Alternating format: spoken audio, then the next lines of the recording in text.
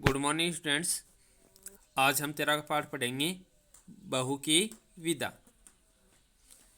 इसमें लेखक ने क्या बताया है? इसमें लेखक ने बताया है, यूँ तो हम और हमारा समाज निरंतर प्रगति की ओर अग्रसर हैं। निरंतर क्या होता है? लगातार। कि हम और हमारा समाज है वो प्रगति की ओर अग्रसर हैं, कि प्रगति की ओर बढ़े रहे हैं, परंतु फिर भी हमारे समाज में अनेक बुराइयां आज भी व्याप्त होता मौजूद। कि आज के समय में भी अनेक बुराइयां हमारे समाज में देखने को मिलती हैं। उनमें सबसे भयावह है दहेज। कि उसमें भयावह क्या होता है? खतरनाक होता है। तो उसमें दहेज है। दहेज जो प्रथा है वो आज भी समाज में विद्यमान है, जो सबसे ही खतरनाक बुराई है। यह ऐसी बुराई है जो दिन प्रतिदिन बढ़ती ही जा रही है। दहेज मांगने वाला भूल जाता है कि वह भी किसी कन्या का पिता है, कि उसके भी कोई बेटी है। दहेज मांगने वाला व्यक्ति यह भूल जाता है, परंतु जब तक स्वयं को चोट न लगे दूसरे के दर्द का एहसास नहीं होता। प्रस्तुत एकांकी में लेखक ने समाज की इसी बुराई पर आघात किया है। इस एकांकी के माध्यम से लेखक ने क्या बताया है? लेखक ने बताया कि दहेज है वो बहुत ही बुरी कुप्रथा है। तो जब तक व्यक्ति को स्वयं इसका शिकार नहीं बनता तब तक उसे अपनी गलती का एहसास नहीं होता। तो हमें न तो दहेज लेना चाहिए और न ही दहेज देना चाहिए। हमें दहेज लेने का और दहेज देने का दोनों का ही विरोध करना चाहिए। प्रस्तुत एकांकी इसी उद्देश्य से लिखी गई है। तो इसमें पात्र परिचय एकांकी के अंतर्गत पात्रों का जो परिचय है वो इस प्रकार से है। जीवनलाल। जीवनलाल एक व्यक्ति का नाम है जो कौन है? एक धनी व्यापारी हैं। अवस्था। अवस्था क्या होती है? आयु। उनकी आयु है वो 50 वर्ष है। जीवनलाल है वो व्यापारी हैं और उनकी आयु है वो 50 वर्ष है। राजेश्वरी। राजेश्वरी कौन है? जीवनलाल की पत्नी। जो जीवनलाल जो व्यापारी है ना, व्यापार करते हैं, उनकी पत्नी है। क्या नाम है? राजेश्वरी। अवस्था यानी आयु। उनकी आयु है 46 वर्ष। तीसरा पात्र आता है रमेश। रमेश कौन है? जीवनलाल का पुत्र और उसकी आयु है 22 वर्ष। कमला। कमला कौन है? रमेश की पत्नी। उसकी आयु कितनी है? 19 वर्ष। प्रमोद। प्रमोद कौन है? कमला का भाई। अवस्था कितनी है? 23 वर्ष। तो ये तो थे पात्र परिचय जो आपको ध्यान में हो गए होंगे कि जीवनलाल, राजेश्वरी, रमेश, कमला और प्रमोद कौन हैं। तो जीवनलाल और राजेश्वरी कौन है? पति पत्नी हैं। और जीवनलाल क्या काम करते हैं? व्यापारी हैं। रमेश और कमला कौन है? रमेश और कमला ये भी दोनों पति पत्नी है। रमेश है वो जीवनलाल और राजेश्वरी का पुत्र है। और प्रमोद। प्रमोद कौन है? वो कमला का भाई है, यानी रमेश का साला है। आगे लेखक ने बताया है कि वहाँ का जो दृश्य है जहाँ पर ये परिवार के सदस्य रहते हैं, जिनमें जीवनलाल है, राजेश्वरी है, रमेश है, कमला है, प्रमोद है, जो ये परिवार के सदस्य रहते हैं, तो वहाँ का दृश्य किस प्रकार का है वो इसमें बताया है। तो इसे बताया गया है कमरा है आधुनिक ढंग से सजा है। आधुनिक ढंग। आधुनिक ढंग का क्या अर्थ होता है? आधुनिक का आज के तरीके से। आधुनिक मतलब आज का। तो कमरा है आज के समय के अनुसार सजा हुआ है। सामने की ओर बाएं कोने में रेडियो और दाएं कोने में पुस्तकों का रैक है। बाएं कोने में तो क्या है? रेडियो। और दाएं कोने में क्या है? पुस्तकों का रैक है। कमरे के बीच में सोफा सेट है। छोटी गोल मेज पर सुंदर फूलदान रखा है। कमरे में 2 द्वार हैं। सामने वाला द्वार अंदर जाने के लिए है और बाईं ओर का द्वार बाहरी बरामदे में खुलता है। दोनों पर पर्दे पड़े हैं। दाईं ओर खिड़की है जो खुली हुई है। पर्दा उठने पर जीवनलाल खिड़की के समीप खड़े हुए हैं दिखाई पड़ते हैं। वे बाहर की ओर देख रहे हैं। जीवनलाल वो खिड़की के पास खड़े होकर बाहर की ओर देख रहे हैं। भरे चेहरे पर बड़ी बड़ी मूछें हैं, सिर गंजा है, धोती कुर्ता पहने हैं, मुख पर गंभीरता और समृद्धि के चिन्ह हैं। समृद्धि, समृद्धि क्या होता है? संपन्नता। उनसे कुछ हटकर ही प्रमोद विनम्र भाव से खड़ा है। वह पैंट और कमीज पहने हैं, चेहरे पर निराशाजन्य करुण भाव है। करुण होता है दुख, दुख भरे भाव दिखाई दे रहे हैं। किसके चेहरे पर है? प्रमोद के चेहरे पर। अब ये तो था यहाँ का दृश्य कि कमरा है, कमरे में बाईं ओर तो क्या है? रेडियो, और दाईं ओर क्या है? पुस्तकों का रैंक है। कमरे में आप जानते हो कि सोफ़ा वगैरह भी होते हैं, बिस्तर वगैरह भी होते हैं ना। तो कमरे के बीच में सोफ़ा सेट रखा हुआ है और कम सोफ़ा होते रखे जाते हैं। वहाँ पर एक टेबल भी होती है, मेज़ होती है ना। तो वहाँ पर एक सुंदर फूलदान रखा हुआ है और वह कमरा इस प्रकार का है कि उसके 2 दरवाजे हैं उस कमरे के, आने और जाने के। तो कमरे के 2 द्वार हैं। सामने वाला द्वार है वो अंदर जाने के लिए है, सामने वाला द्वार है उससे तो क्या है? अंदर जाया जाता है।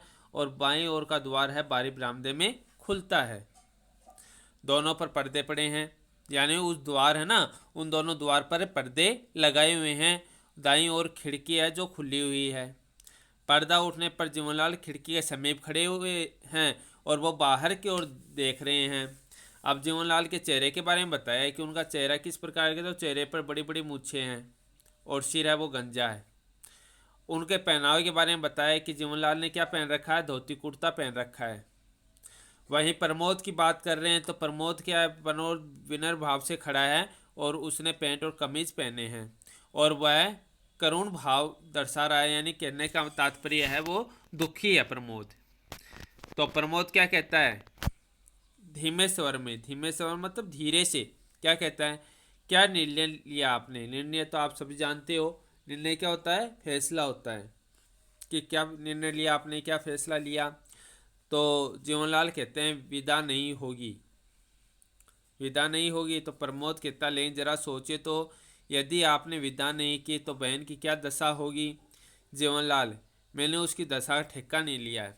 यहाँ पर दहेज प्रथा की बात आ रही है। जैसे आपने ऊपर एकांकी के अंतर्गत पहले ही लेखक ने बता दिया था कि एकांकी दहेज प्रथा को लेकर ही लिखी गई है। तो इसमें दहेज की बात हो रही है। तो जीवनलाल हैं वो दहेज मांग रहे हैं। तो वहीं प्रमोद कहता है कि दहेज तो है नहीं, तो आप बताओ आपने क्या निर्णय लिया है। तो वो कहते हैं कि आपकी बहन तो विदा नहीं हो सकती, विदा नहीं हो सकती। तो कहते हैं कि क्यों नहीं हो सकती? दहेज के लिए तो नहीं ले जा रहे उसको, है ना। दहेज के लिए तो नहीं ले जा रहे प्रमोद की बहन को। तो वो कहता है कि तो फिर यदि आप उसे नहीं ले जाओगे, वो विदा नहीं हो पाएगी, तो मेरी बहन की क्या दशा होगी? तो जीवनलाल कहते हैं कि मैंने उसकी दशा का ठेका तो नहीं ले रखा है कि अब जो होगा वही होगा। मैंने किसी का ठेका थोड़ी ले रखा है कि सबकी स्थिति सुधारने में लगा रहा हूँ। तो प्रमोद क्या कहता है? प्रमोद कहता है हर लड़की पहला सावन अपनी सखी सहेलियों के साथ हंस खेल कर बिताने का सपना देखती है। तो जीवनलाल कहता है जानता हूँ। जीवनलाल सोफे पर बैठकर जम्भाई लेते हैं। जम्भाई क्या होते हैं? जिसको आप उबासे कहते हो ना। तो मानो प्रमोद की बातों से उब रहे हों। प्रमोद यह जानकर भी, जीवनलाल कहते हैं अपना निर्णय सुना चुका हूँ, विदा नहीं होगी, कि अब ये विदा नहीं हो सकती, नहीं जा सकती ये। तो प्रमोद कहता है यदि मैं कमला को बिना लिए गया तो माँ का हृदय टूट जाएगा। अब क्यों नहीं भेज रहे इसको? दहेज की खातिर तो नहीं भेज रहे, है ना। तो वो कहते हैं कि विदा तो नहीं होगी, नहीं जाएगी। तो प्रमोद कहता है कि यदि मैं इसे नहीं ले गया तो मेरे माँ का हृदय है वो टूट जाएगा। तो जीवनलाल कहते हैं मैं मजबूर हूँ। अगर माँ बहन का इतना ही ख्याल था तो दहेज पूरा क्यों नहीं दिया? कि आपको दहेज तो देना चाहिए था। यहाँ पर दहेज की बात आ गई ना कि दहेज पूरा क्यों नहीं दिया? दहेज पूरा देते तो मैं आपकी बहन को आपके साथ में विदा कर देता, लेकिन अब नहीं करूँगा। दहेज दो पहले, उसके बाद में विदा करूँगा। तो प्रमोद कहता दीन स्वर में, दीन क्या होता है? तो ये मैंने आपको पहले बताया था, आज फिर से एक शब्द आ गया। इस दिन और इस दिन में बहुत अंतर होता है। बहुत अंतर मतलब अर्थ की दृष्टि से अंतर हो गया। अब दिखने में तो आपको मात्रा ही लग रही है। उच्चारण में इसको तो क्या बोलेंगे, दिन, और इसको क्या बोलेंगे, दिन। दिन यानी क्या होता है, दिवस होता है। दिन यानी क्या होता है, दिवस होता है ना। और दिन यानी क्या होता है, दिन यानी होता है गरीब। दिन यानी क्या होता है, गरीब। तो क्या अंतर हो गया दोनों में, इस दिन का अर्थ हो गया दिवस और इस दिन का अर्थ हो गया गरीब। तो दीन स्वर में यानी गरीबी के दशा में, क्योंकि देज नहीं दे पाया था प्रमोद, तो गरीब तो था ही। तो दीन स्वर में कहता है कि अपने सामर्थ्य के अनुसार जितना भी हो सका हमने दे दिया, फिर भी अगर, है ना। तो यहाँ पर एक शब्द आया सामर्थ्य। सामर्थ्य क्या होता है, योग्यता होता है। तो प्रमोद कहता है कि मेरी जितनी योग्यता थी उतना तो मैंने आपको दे दिया। यदि इससे भी ज़्यादा मेरे पास होता तो मैं आपको इससे भी ज़्यादा दे सकता था। फिर भी वो कहता है फिर भी अगर, अगर यानी जमनलाल उसकी बात सुनते नहीं है, बीच में ही उसकी बात काट देते हैं। तो जिसके पास जितना होता है ना वो उतना ही देने की योग्यता रख पाता है। और कोई भी माता पिता हो चाहे भाई हो, जिसका जितना सामर्थ्य होता है वह उससे अधिक ही देने की कोशिश करता है। तो प्रमोद ने भी अपनी बहन की शादी में अच्छा ही किया था, लेकिन जीवनलाल का मन कहाँ बनने वाला था।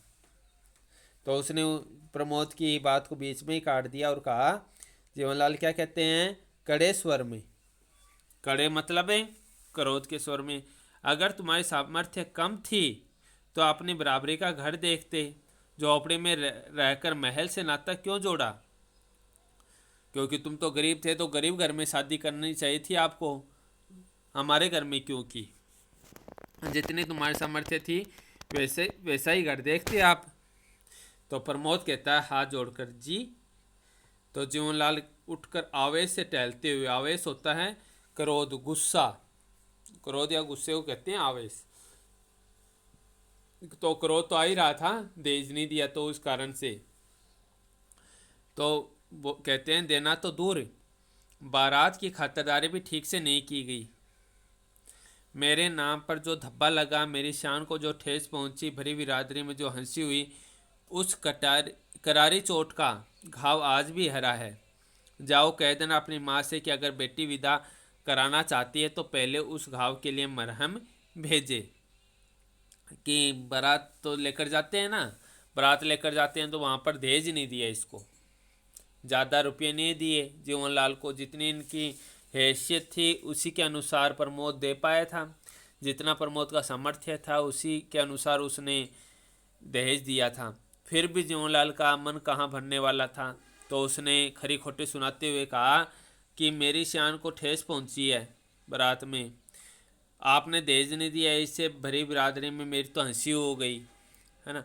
और उस हंसी का चोट है ना, वो उसका घाव आज भी हरा है। और अपनी माँ से कह देना कि विदा कराना चाहती है ना तो पहले उस घाव के लिए मरहम भेजे। मरहम मतलब है यहाँ पर दहेज से है, कि दहेज भेजे पहले, कि यदि उस पर मरहम लगाना चाहती है तो मरहम किससे लगेगा, दहेज से, तो दहेज दे दो मुझे। तो प्रमोद कहता जी आप इस समय तो विदा कर दें, हम गौने में आपकी हर मांग पूरी करने की चेष्टा करेंगे। गोना होता है ना जिसको ग्रामीण भाषा में मुकलावा कहते हैं, है ना। तो वो कहते हैं कि जब गोना करेंगे तो आपकी हर मांग को पूरी कर देंगे। जीवनलाल कहता है मैंने दुनिया देखी है प्रमोद, ये बाल धूप में सफ़ेद नहीं हुए हैं। और तुम, उत्तेजित स्वर में, उत्तेजित मतलब उत्तेजना भरा स्वर होता है ना, जोश भरा स्वर, उसको कहते हैं उत्तेजित स्वर। तो उत्तेजित भरे स्वर में कहते हैं कल के छोकरे मुझे बेवकूफ़ बनाना चाहते हो। तो प्रमोद कहते हैं आप क्या कह रहे हैं, मैं आपको बेवकूफ़ कैसे बना सकता हूँ, है ना। क्योंकि जीवनलाल हैं वो तो अनुभवी व्यक्ति हैं, इतनी उम्र उन्होंने ली है, इतने साल तक। तो प्रमोद को देखते हुए तो वो बहुत बड़े हैं, तो अनुभव किसको ज़्यादा है, जीवनलाल को है। तो बेवकूफ़ प्रमोद कैसे बनाएगा, है ना। लेकिन जीवनलाल भी क्या है, उनकी बुद्धि भ्रष्ट हो चुकी है, तभी तो दहेज की मांग कर रहे हैं, वरना समझदार व्यक्ति दहेज की मांग करता ही नहीं है। तो प्रमोद को कहता है कि यह आप क्या कह रहे हैं। तो जीवनलाल कहते हैं ठीक कह रहा हूँ, मेरा फैसला आखिरी है, आखिरी फैसला है। विदा तभी होगी जब 5,000 नकद इस हाथ पर रख दोगे। कौन से हाथ पर है? दायां हाथ फैलाते हुए कहते हैं कि दाएं हाथ पर जब 5,000 रुपये रख दोगे ना तो तुम्हारी सारी शर्त मान लूँगा। अब दहेज में क्या मांग रहे हैं? 5,000 रुपये मांग रहे हैं। अब ये बहुत पहले की बात है, तब 5,000 रुपये बहुत हुआ करते थे, लेकिन आज के समय में भी 5,000 रुपये कम नहीं होते। यदि दहेज के नाम पर देखें तो दहेज देना तो बहुत बुरी बात है, तो 5,000 रुपये दहेज के नाम पर आज भी कम नहीं है। दहेज का नाम ही गलत है ना। प्रमोद कहता आवेश में, अब प्रमोद को भी गुस्सा आ जाता है, यह तो सरासर अन्याय है कि इतना सब कुछ देने के बाद में फिर से आप 5,000 रुपये मांग रहे हो। और यदि इनको 5,000 रुपये दे दें तो आगे क्या पता, आगे क्या मांग नहीं करेंगे, ये तो आगे भी कर सकते हैं। शिकायत आपको हमसे है। उस भोली भाली लड़की ने आपका क्या बिगाड़ा जो विदा ना करके आप उससे बदला ले रहे हैं? अगर रमेश बाबू होते, रमेश अपने जीजाजी की बात कर रहा प्रमोद यहाँ पर, कि रमेश बाबू होते तो जीवनलाल बीच में ही उसकी बात काट देते हैं और क्या कहते हैं, तो वह क्या कर लेता, रमेश क्या कर लेता? मेरे सामने मुंह खोलने की हिम्मत नहीं है उसमें। वह मेरा बेटा है और बेटा है, वो बाप के सामने मुंह खोल करने की हिम्मत कैसे कर सकता है? तुम्हारी तरह है बड़ों के मुंह लगने की बदतमीजी करने वाला कोई आवारा छोकरा नहीं। बदतमीजी, बदतमीजी क्या होता है? जो शिष्टा से बात नहीं करता ना, उसे कहते हैं बदतमीज। तो वो कहते हैं रमेश तो मेरा लड़का है, वह मेरे सामने मुंह खोलने की हिम्मत नहीं रखता। तुम्हारी तरह बदतमीज लड़का थोड़ी ना है, आवारा छोकरा नहीं है। छोकरा क्या होता है? लड़का होता है, कि वह आवारा लड़का नहीं है। लेकिन यहाँ पर ये बात सत्य है कि अन्याय है ना, अन्याय के खिलाफ है आवाज़ उठानी चाहिए, चुप नहीं रहना चाहिए। चाहे कोई अपने से बड़ा हो तो उसकी मान मर्यादा तो रखो, लेकिन अन्याय के आगे झुक कर मत रहो। यहाँ पर यही है। यहाँ पर प्रमोद है वो जीवनलाल से बातें तो कर रहा है, लेकिन अन्याय के सामने झुक नहीं रहा है ना। जीवनलाल तो दहेज मांग रहे हैं और दहेज है वो बहुत ही बुरी चीज़ है, बहुत बुरी प्रथा है जो पहले से चलती आ रही है। इस पर कानून भी बनाया गया है, फिर भी आज के समय में अधिकांश जगह दहेज वाली बात देखी जाती है। तो यहाँ पर भी क्या है कि अन्याय के खिलाफ प्रमोद है वो झुक नहीं रहा, उसका सामना कर रहा है। तो प्रमोद अपमान से तिल मिलाकर कहता है, बाबूजी बेटी वाला समझकर आप मेरा अपमान कर रहे हैं, किंतु यह न भूलिए कि आप भी बेटी वाले हैं, कि आपकी बेटी है। आज आप मुझसे दहेज मांग रहे हो, कल हो सकता है कि कोई आपकी बेटी के लिए आपसे दहेज मांगे, है ना। तो अपमान किसको सहना पड़ता है? बेटी को सहना पड़ता है। तो यहाँ पर दहेज मांगने पर पीड़ा किसको हो रही है? प्रमोद को नहीं हो रही, बल्कि प्रमोद की बहन को भी हो रही है। तो वो कहते हैं कि कल को आपसे भी कोई दहेज मांगेगा तो पीड़ा आपको ही नहीं, आपकी बेटी को भी होगी, आपकी भी बेटी है। ज़रा सोचिए, कोई दहेज यदि आपसे मांगे तो क्या बीतती है। तो जीवनलाल कहते हैं, हाँ हम भी बेटे वाले हैं, लेकिन तुम्हारी तरह नहीं। पिछले महीने हमने भी अपनी गौरी की शादी की है। वह खातेदारी की बाराती दंग रह गए।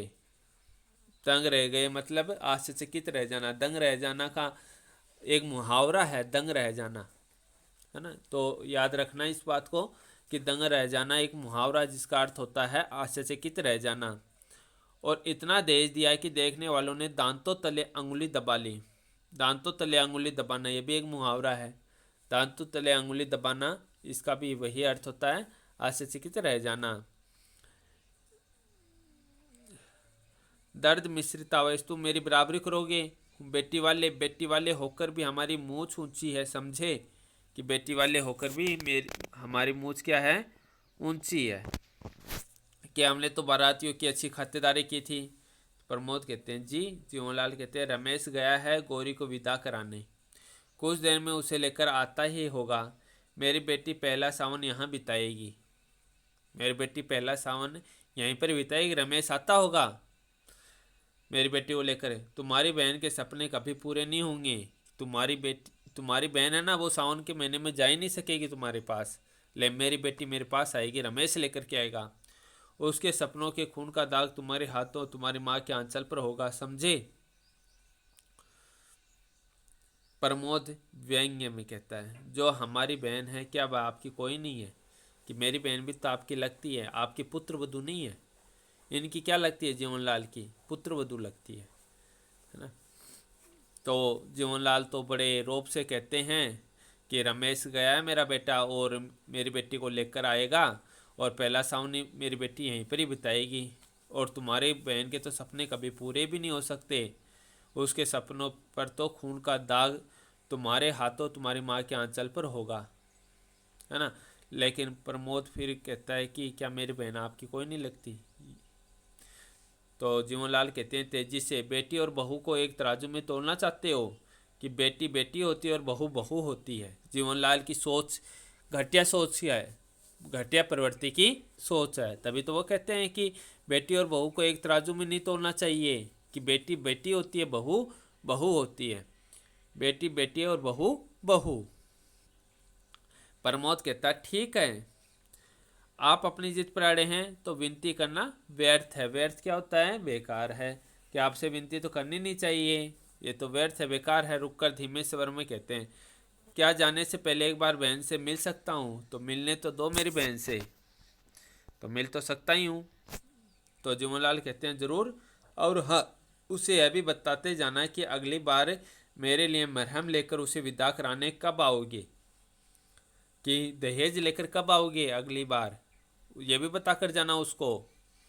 ऊंचे स्वर में कहते हैं, अरे सुनती हो गौरी की माँ, जरा बहू को भेज दो अपने भाई से मिल ले आकर। सहज स्वर में, मैं तब तक देखूं कि मालिक के बच्चे ने झूला डाले या नहीं। द्वार की ओर बढ़ते हैं, द्वार का पर्दा हटाकर मुड़ते हुए, गौरी के लिए झूला डलवा रहा हूँ लोन में। अबे जीवनलाल हैं वो तो दहेज से बाज ही नहीं आ रहे, वो तो दहेज मांगते जा रहे हैं, मांगते जा रहे हैं। तो वो कहते हैं कि ठीक है, तुम अपनी बहन से मिल लो और बता कर चले जाना कि अब तुम दहेज कब लेकर के आओगी।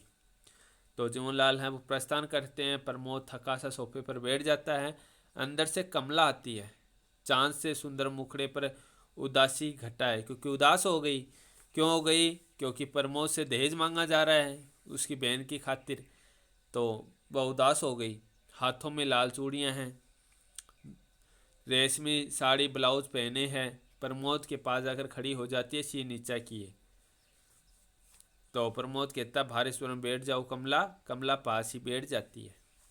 अब इसमें क्या बताया है? इसमें दहेज के बारे में बताया है कि जीवनलाल हैं वो दहेज मांगते हैं प्रमोद से कि तुम्हारी बहन को हम ब्याह कर तो ले आए, लेकिन अब गोना तो तभी होगा जब तुम्हें दहेज दोगे, तो दहेज दो पहले। और वो जब प्रमोद अपनी बहन से मिलने के लिए कहता है तो जीवनलाल कहते हैं हाँ, अपनी बहन से मिल लो और उसको बताना भी कि तुम अब अगली बार कब आओगे, और अगली बार आओगे तो कितना दहेज लेकर के आओगे, है ना। कम से कम 5,000 रुपये तो दहेज के जीवनलाल ने शर्त रखी थी। तो प्रमोद अपनी बहन से मिलता है और कमला उसके पास बैठ जाती है। अब कमला और प्रमोद में क्या बातचीत होती है ये हमें कल पढ़ेंगे। आज हम इतना ही पढ़ेंगे। धन्यवाद।